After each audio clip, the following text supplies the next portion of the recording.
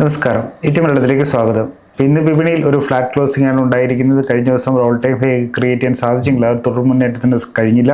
എന്നിരുന്നാലും ആഴ്ചക്കാലവിൽ ഒരു നേട്ടത്തോടെ തന്നെയാണ് വ്യാപാരം പൂർത്തിയാക്കിയിരിക്കുന്നത്. തുടർച്ചയായ മൂന്നാം വ്യാപാരാഴ്ചയിലാണ് നേട്ടം കരസ്ഥമാക്കിയിരിക്കുന്നത്. നവംബർ മാസവും നേട്ടത്തോടെ തന്നെ പൂർത്തിയാക്കാൻ സാധിച്ചിട്ടുണ്ട്. അപ്പോൾ ഈ ഒരു പശ്ചാത്തലത്തിൽ അടുത്ത ആഴ്ചയിൽ വിപണിയുടെ മുന്നിലുള്ള സാധ്യതകൾ എന്തൊക്കെ, അതുപോലെ തന്നെ നിഫ്റ്റിയിൽ ശ്രദ്ധിക്കേണ്ട പ്രധാനപ്പെട്ട ലെവലുകൾ ഏതൊക്കെ, ഇത്തരം ഘടകങ്ങളാണ് ഈ ഒരു വീഡിയോയിൽ പ്രധാനം പങ്കുവെക്കുന്നത്. ആദ്യം വെള്ളിയാഴ്ച ഒരു മാർക്കറ്റിൻ്റെ പ്രകടനം നോക്കുകയാണെങ്കിൽ ഇന്നൊരു വോളറ്റൈൽ സെഷൻ തന്നെയായിരുന്നു. ഒരു നേരിയ നേട്ടത്തിലൊരു ഓപ്പണിംഗ് കാണാനായി. അതിനുശേഷം നിഫ്റ്റി നോക്കുകയാണെങ്കിൽ ഒരു 26,281 വരെയുള്ള ഒരു ഇൻട്രാഡേ ഹൈ ക്രിയേറ്റ് ചെയ്യുന്നുണ്ട് മോർണിംഗ് സെഷനിൽ തന്നെ. അതിനുശേഷം ഒരു ഉച്ചയ്ക്ക് ശേഷം നോക്കുമ്പോൾ ആ ഒരു നേട്ടം നിലനിർത്താൻ സാധിച്ചില്ല. ഉച്ചയ്ക്ക് ശേഷം ഒരു പ്രോഫിറ്റ് ബുക്കിംഗ് ഉണ്ടായതോടെ അത് നിഫ്റ്റി സൂചിക 25,200 എന്നുള്ള നിലവാരങ്ങളിലേക്ക് താഴേക്ക് പോയി. പക്ഷേ അതിന് മുകളിൽ അവസാനം ഒരു ക്ലോസ് ചെയ്യാൻ നേരത്തത് 26,203 എന്നുള്ള നിലവാരത്തിൽ ക്ലോസിംഗ് രേഖപ്പെടുത്തി. അതായത് വെള്ളിയാഴ്ച വ്യാപാരത്തിൽ നോക്കുകയാണെങ്കിൽ 13 പോയിന്റ് മാത്രം നഷ്ടം രേഖപ്പെടുത്തി 26,203 എന്നുള്ള നിലവാരത്തിലാണ് നിഫ്റ്റി ക്ലോസിംഗ് രേഖപ്പെടുത്തിയത്. 26,200 മുകളിലുള്ള ഒരു വീക്ക്ലി ക്ലോസിംഗ് കൂടിയാണ്. വീക്ക്ലി ബേസിസിൽ നോക്കുമ്പോഴുള്ള ഇതൊരു ഓൾ ടൈം ഹൈ ക്ലോസിംഗ് ആണ്. ഇത് വീക്ക്ലി ബേസിസിലുള്ള ഒരു ഓൾ ടൈം ഹൈ ക്ലോസിംഗ് ആണ്. എന്തായാലും 26,200 എന്നുള്ള നിലവാരം കാത്തു സൂക്ഷിച്ചുകൊണ്ടാണ് നിഫ്റ്റിയുടെ ഒരു ക്ലോസിംഗ് നമുക്ക് കാണാം. ഇനി നിഫ്റ്റി ഓഹരികളുടെ കൂട്ടത്തിൽ നോക്കുമ്പോൾ Adani Enterprises, Mahindra and Mahindra, Adani Ports, Sun Pharma, Hindustan Unilever തുടങ്ങിയവയാണ് നിഫ്റ്റി സ്റ്റോക്സ് അല്ലെങ്കിൽ നിഫ്റ്റി ഇൻഡെക്സിന്റെ ഭാഗമായിട്ടുള്ള ഓഹരികളുടെ കൂട്ടത്തിൽ ഏറ്റവും കൂടുതൽ നേട്ടമുണ്ടാക്കിയത്. മറുവശത്ത് SBI Life, Shriram Finance, HDFC Life, Power Grid, Bharti Airtel തുടങ്ങിയവയാണ് നിഫ്റ്റി ഓഹരികളുടെ കൂട്ടത്തിൽ ഏറ്റവും കൂടുതൽ നഷ്ടം നേരിട്ടത്. ഇനി BSEയുടെ മുഖ്യ സൂചിക സെൻസെക്സ് നോക്കിയാലും ഒരു നിഫ്റ്റിയുടെ സമാന പ്രകടനം തന്നെയാണ് കാഴ്ചവെച്ച് 13 പോയിന്റ് മാത്രം താഴ്ന്ന് 0.1% പോലും പറയാനില്ല. ഒരു 13 പോയിന്റ് മാത്രം താഴ്ന്ന് 87,707 എന്നുള്ള നിലവാരത്തിലാണ് ക്ലോസിംഗ് രേഖപ്പെടുത്തിയത്. വീക്ക്ലി ബേസിലുള്ള ഒരു ഉയർന്ന ക്ലോസിംഗ് തന്നെയാണിത്. വീക്ക്ലി ബേസിസിലുള്ള ഒരു ഉയർന്ന ക്ലോസിംഗ് തന്നെയാണിത്. ഇനി പ്രധാനപ്പെട്ട സെക്ടർ സൂചിയെ ബാങ്ക് നിഫ്റ്റി നോക്കുകയാണെങ്കിൽ ഒരു മൈൽഡ് ഒരു ഫ്ലാറ്റ് പോസിറ്റീവ് നോട്ടുള്ള ഒരു ക്ലോസിംഗ് ആണ്. 59,753 എന്നുള്ള നിലവാരത്തിലാണ് ക്ലോസിംഗ് രേഖപ്പെടുത്തിയത്. ഈ ആഴ്ച നോക്കുകയാണെങ്കിൽ ബാങ്ക് നിഫ്റ്റിയും ഒരു നേട്ടത്തോടെ തന്നെ വ്യാപാരം പൂർത്തിയാക്കിയിട്ടുണ്ട്. സൂചികയുടെ ഭാഗമായിട്ടുള്ള മിക്ക ഓഹരികളും നേട്ടത്തോടെ തന്നെയാണ് ഈ ഒരാഴ്ച വ്യാപാരം പൂർത്തിയാക്കിയെന്ന് കാണാം. അപ്പോൾ വെള്ളിയാഴ്ച വ്യാപാരത്തോടെ ഈ ഒരു നവംബർ അവസാന വ്യാപാര ആഴ്ചയ്ക്കും ഒരു വിരാമമായിരിക്കുകയാണ്. അപ്പോൾ അങ്ങനെ നോക്കുമ്പോൾ വീക്ക്ലി ബേസിലുള്ള ഒരു പെർഫോമൻസ് മാർക്കറ്റിനെ നോക്കുമ്പോൾ കാണാനാകുന്നത് തുടർച്ചയായ മൂന്നാമത്തെ ആഴ്ചയിലാണ് ഇന്ത്യൻ വിപണി നേട്ടത്തോടെ വ്യാപാരം പൂർത്തിയാക്കുന്നത്. ഈ ഒരു ആഴ്ച നോക്കുകയാണെങ്കിൽ ഇച്ചിരി ഒരു ഓൾ ടൈം ഹൈ ക്രിയേറ്റ് ചെയ്തെങ്കിലും മുൻകാല ഒരു വീക്ക്ലി ബേസിൽ നോക്കുമ്പോൾ റേഞ്ച് ബൗണ്ട് ട്രേഡ് ആയിരുന്നു നമുക്ക് പറയാം. ബ്രോഡർ ബേസിൽ നോക്കുമ്പോൾ പ്രധാനപ്പെട്ട സൂചികളായിട്ട് ഒരു ഔട്ട് പെർഫോം ചെയ്തിട്ടുള്ളത് കാണാം. അത് ഫിനാൻഷ്യൽ സെക്ടറിൽ നിന്നുള്ള ഒരു ഓഹരികളുടെ ഒരു മുന്നേറ്റമാണ് ബ്രോഡർ മാർക്കറ്റുകളെ മികച്ചൊരു പെർഫോമൻസ് ചെയ്യാൻ സഹായിച്ചത്. ഈ നിഫ്റ്റിയും സെൻസെക്സും നോക്കുകയാണെങ്കിൽ 0.5%-ലേറെയുള്ള നേട്ടത്തോടെയാണ് വീക്ക്ലി ബേസിസിൽ ഒരു നേട്ടം ക്ലോസ് ചെയ്തത്. ആഴ്ചക്കാലം നോക്കുമ്പോൾ നിഫ്റ്റിയും സെൻസെക്സിലും 0.6% അല്ലെങ്കിൽ 0.5%-ലേറെയുള്ള നേട്ടം രേഖപ്പെടുത്തിയാണ് ക്ലോസിംഗ് രേഖപ്പെടുത്തിയിട്ടുള്ളത്. ഈ നിഫ്റ്റി ബാങ്ക് നോക്കുകയാണെങ്കിൽ 1.5%-ലുള്ള നേട്ടം രേഖപ്പെടുത്തിയിട്ടുണ്ട്. ഫാർമ, PSU ബാങ്ക് തുടങ്ങിയവയാണ് ഒരു സെക്ടർ സൂചികൾ നോക്കുമ്പോൾ ഏറ്റവും കൂടുതൽ നേട്ടം ഉണ്ടാക്കിയത് കാണാൻ കഴിയുന്നത്. ഇനിയിപ്പം ഈ ഒരു ആഴ്ചയുടെ നവംബർ മാസം പൂർത്തിയാകുന്നതോട് നോക്കുകയാണെങ്കിൽ മന്ത്ലി ബേസിസ് നോക്കുകയാണെങ്കിൽ നിഫ്റ്റി 2% നേട്ടം രേഖപ്പെടുത്തിയാണ് നവംബർ മന്തിലെ ഒരു ട്രേഡ് കംപ്ലീറ്റ് ചെയ്തിരിക്കുന്നത്. അപ്പം മന്ത്ലി ബേസിസ് നോക്കുമ്പോഴും ഇന്ത്യൻ സൂചിക അല്ലെങ്കിൽ ഇന്ത്യൻ വിപണി നേട്ടത്തോടെയാണ് വ്യാപാരം പൂർത്തിയാക്കിയെന്ന് പറയാം.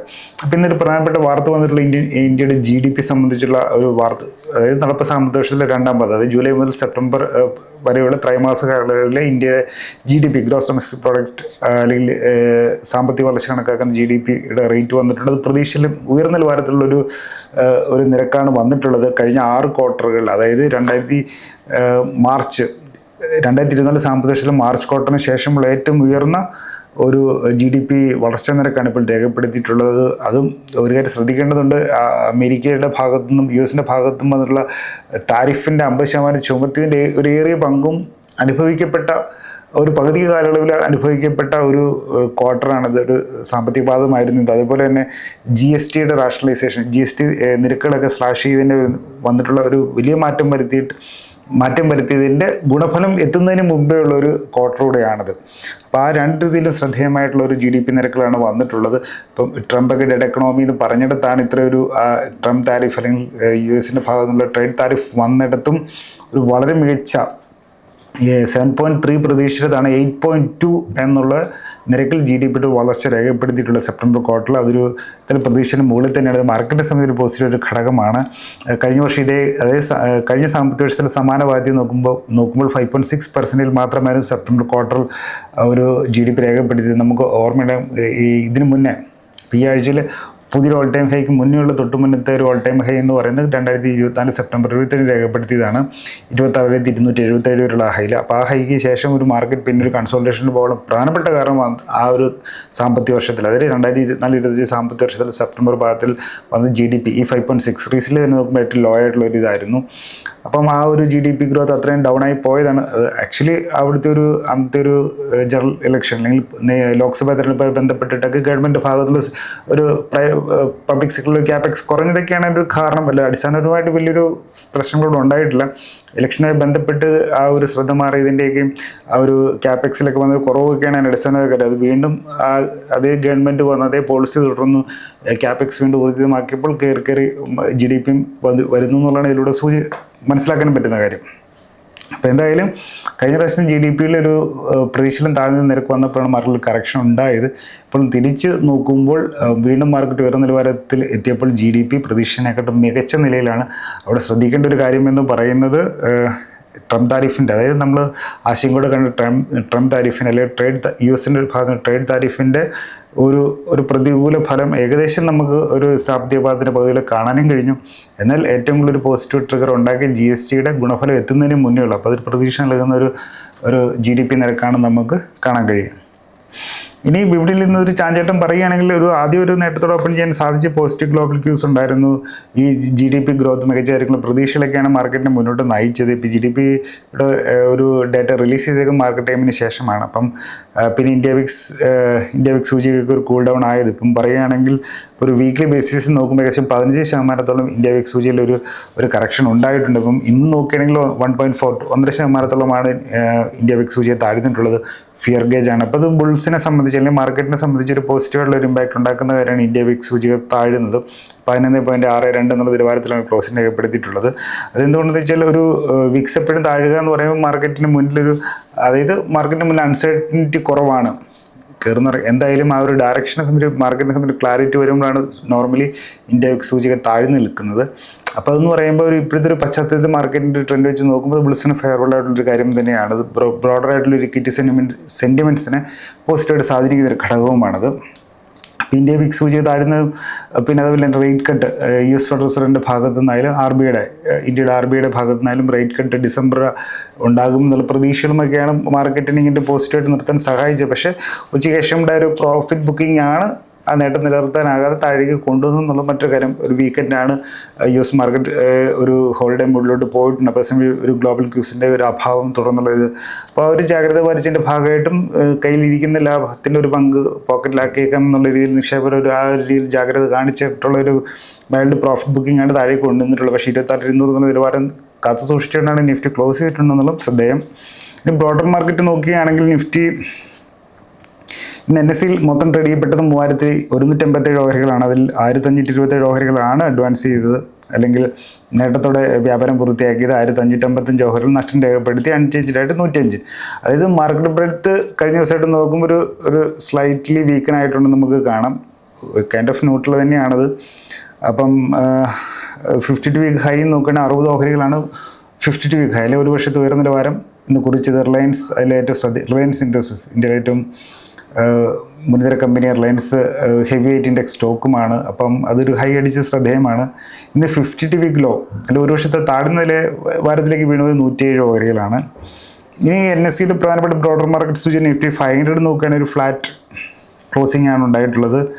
അതിൽ ഈ 500 ഏറ്റവും വലിയ 500 ഓഹരികളുടെ ഒരു കംപ്രൈസ് ചെയ്തിട്ടാണ് ഈ നിഫ്റ്റി 500 സൂചി ഉണ്ടാക്കിയിരിക്കുന്നത്. അപ്പോൾ ആ 500 ഓഹരികളിൽ 313 എന്ന് റെഡിലായിരുന്നു. അപ്പോൾ മാർക്കറ്റ് ബ്രെഡ്ത്തിനെ ഒരു വീക്കിനായിരുന്നു. അതിൽ നിന്നും തിരിച്ചറിയാവുന്നതാണ്. നിഫ്റ്റി മിഡ് ക്യാപ്പ് ഒരു ചെറിയ നേരിയ നഷ്ടത്തോടെ ക്ലോസ് ചെയ്ത് നിഫ്റ്റി സ്മോൾ ക്യാപ്പ് 4% നഷ്ടം രേഖപ്പെടുത്തിയാണ്. അപ്പോൾ അതായത് മിഡ് ക്യാപ്പ് സ്മോൾ ക്യാപ്പിലും നഷ്ടം തന്നെയായിരുന്നു കാണാം. ഈ സെക്ടറൽ സൂചി നോക്കുമ്പോൾ ഒരു സമ്മിശ്രമാണ്. ഇപ്പം Nifty auto, FMCG, Nifty media, metal, pharma, Nifty PSU bank, consumer durables, health care എന്നിവയൊക്കെ നേട്ടത്തിലായിരുന്നു. പക്ഷേ 1% മുകളിലുള്ള നേട്ടം നേരിയ ഭേദപ്പെട്ട നേട്ടത്തോടെ ആയിരുന്നു ഈ പറഞ്ഞ സെക്ടറൽ സൂചിയിൽ ക്ലോസ് ചെയ്തത്. പക്ഷേ മറുവശത്ത് നോക്കുകയാണെങ്കിൽ Nifty financial, Nifty IT, private bank, reality, oil and gas എന്നിവയാണ് നഷ്ടം രേഖപ്പെടുത്തിയത്. 1% താഴെയുള്ള നഷ്ടമേ അവിടെയേ ഉള്ളൂ. ഇനി വിപണിയിൽ ഇനി എന്ത്, അല്ലെങ്കിൽ അടുത്ത ആഴ്ച വിപണിയുടെ മുന്നിലുള്ള സാധ്യതകൾ നിഫ്റ്റിയിൽ ശ്രദ്ധിക്കേണ്ട പ്രധാനപ്പെട്ട ലെവലുകൾ ഏതൊക്കെയാണെന്ന് നോക്കുകയാണെങ്കിൽ, ഇപ്പം നിഫ്റ്റിയിൽ ഇന്നത്തെ നോക്കുകയാണെങ്കിൽ വോൾട്ടേൽ സെഷന് ശേഷം ഒരു ഫ്ലാറ്റ് ക്ലോസിംഗ് ആണ് ഉണ്ടായിട്ടുള്ളത്. ഒരു നെഗറ്റീവ് ബേസിലുള്ള ഒരു ക്ലോസിംഗ് ആയിരുന്നു വേണമെങ്കിൽ പറയാം. ഒരു തീർച്ചയായും 3 ദിവസത്തെ മുന്നേറ്റങ്ങൾക്ക് ശേഷമുള്ള തിരിച്ചടിയാണിത്. പക്ഷേ എന്നിരുന്നാലും ഒരു ആഴ്ചക്കാലങ്ങളിൽ നേട്ടത്തോടെ ക്ലോസ് ചെയ്യാൻ സാധിച്ചു. തീർച്ചയായും 3ാമത്തെ വ്യാപാരാഴ്ചയിലാണ് നേട്ടം ഉണ്ടായിരിക്കുന്നത്. അപ്പോൾ അത് മാത്രമല്ല ഒരു വീക്ക്ലി ക്ലോസിംഗ് നോക്കുകയാണെങ്കിലും ഒരു ഹൈ ആണ്, ഒരു ഏറ്റവും ഉയർന്നൊരു നിലവാരത്തിലാണ് ക്ലോസിംഗ് ഉണ്ടായിരിക്കുന്നത്, 26,203 എന്നുള്ളത്. ഇന്നത്തെ ഒരു ചാർട്ട് നോക്കുകയാണെങ്കിൽ ഒരു സൈഡ് വൈസ് ആയിട്ടുള്ളൊരു മൂവ്മെൻ്റ് ആണ് നമുക്ക് ഡെയിലി ചാർട്ട് കാണാൻ കഴിയുന്നത്. അപ്പോൾ അതുകൊണ്ട് തന്നെ ഒരു എക്സ്ട്രീംലി തിൻ ബോഡി ക്യാൻഡിലാണ്.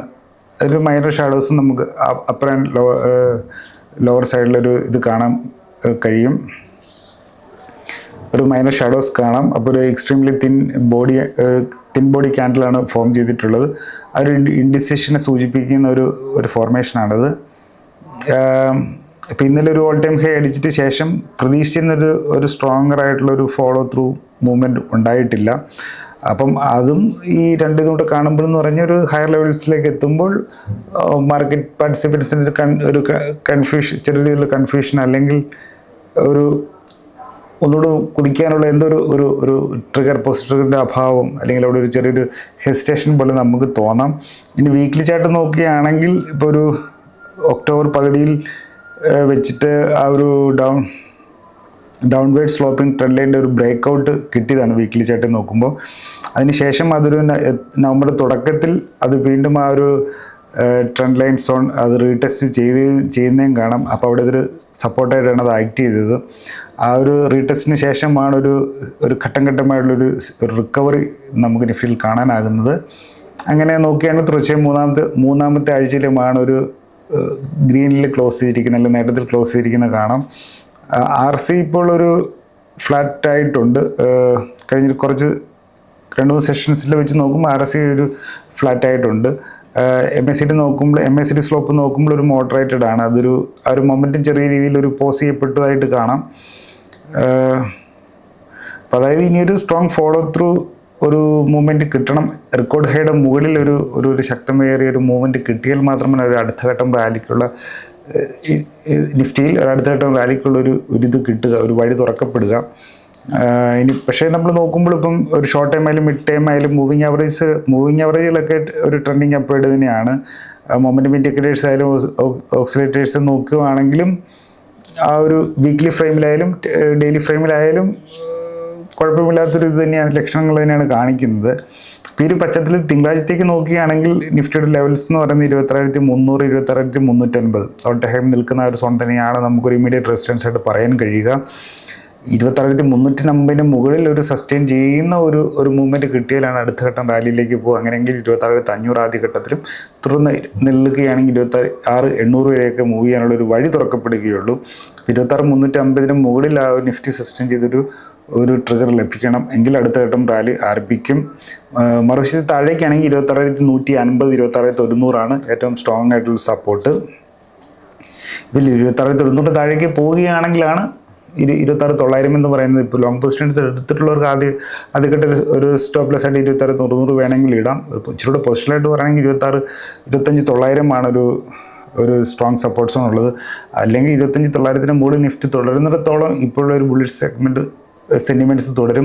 എപ്പോൾ വേണമെങ്കിലും മാർക്കറ്റിന് തിരിച്ചു വരാവുന്നതേ ഉള്ളൂ എന്നും നമുക്ക് വേണമെങ്കിൽ പറയാം. അപ്പോൾ ഇപ്പോഴത്തെ ഒരു വോൾട്ടേജ് ഇതിനെയൊക്കെ ആ രീതിയിൽ നോക്കുമ്പോൾ ഒരു അടുത്ത ഘട്ടം റാലിക്ക് മുന്നോടിയായിട്ട് ഒരു പതുങ്ങുന്നതായിട്ട് വേണമെങ്കിൽ കരുതാം. ഒരു പോസിറ്റീവ് ഒരു അഭാവം ചെറിയ രീതിയിലുണ്ട്. പക്ഷേ ഇപ്പോൾ GDP ഒക്കെ പോസിറ്റീവായിട്ട് വന്നിട്ടുള്ളത് കൊണ്ട് തന്നെ മാർക്കറ്റ് മുന്നോട്ട് അധികം താമസിച്ച് വീണ്ടും മുന്നോട്ട് കുതിക്കുമെന്ന് തന്നെ കരുതാം. ടൈമാണ് സൂചിപ്പിക്കാനുള്ളത്. നമുക്കപ്പോൾ വീണ്ടും കണ്ടുമുട്ടാം. അപ്പോൾ ഞാൻ സെബി രജിസ്ട്രേഷൻ ലിസ്റ്റിലും മാർക്കറ്റുമായി ബന്ധപ്പെട്ട കാര്യങ്ങൾ ഒരു അക്കാഡമിക് പ്രൊഫസർ ഷെയർ ചെയ്യുന്നു മാത്രം. ഏവർക്കും ഒരു വീക്കെൻഡ് മികച്ചതായിട്ട് ആശംസയോടെ നിർത്തുന്നു. വീണ്ടും കണ്ടുമുട്ടാം. നന്ദി, നമസ്കാരം.